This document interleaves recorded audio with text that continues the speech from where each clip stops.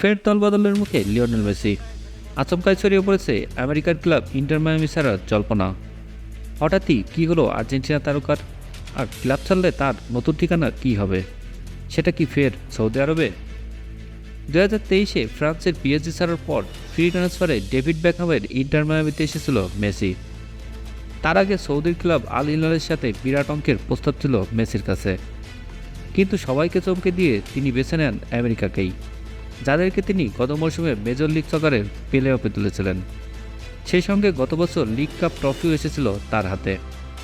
এবার সেই ক্লাবের সঙ্গেও কি সম্পর্ক ভাঙতে চলেছে বার্সেলোনার এই প্রাক্তন ফুটবলারের? তবে সেটা সৌদির কোনো ক্লাবের জন্য নয়, বরং জানা যাচ্ছে ইন্টার মায়ামি ছাড়লে 37 বছর বয়সী তারকা ফিরতে পারেন আর্জেন্টিনাতেই। তার ছোটবেলার ক্লাব নিউ ওয়েলস ওল্ড বয়েজের হয়ে খেলার সম্ভাবনাই বাড়ছে।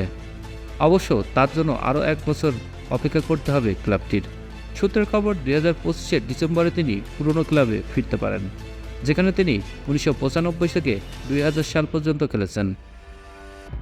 তবে এর আগেও মেসি বলেছিলেন নিউ ওয়েলস ওল্ড বয়েজে ফিরতে চান। 2016-র একটি সাক্ষাৎকারে 8 বার ব্যালন ডি'অর জয়ী বক্তব্য ছিল, যদি আমি কালই আর্জেন্টিনায় ফিরে যাই তাহলে আমি নিউ ওয়েলসের হয়েই খেলতে চাই।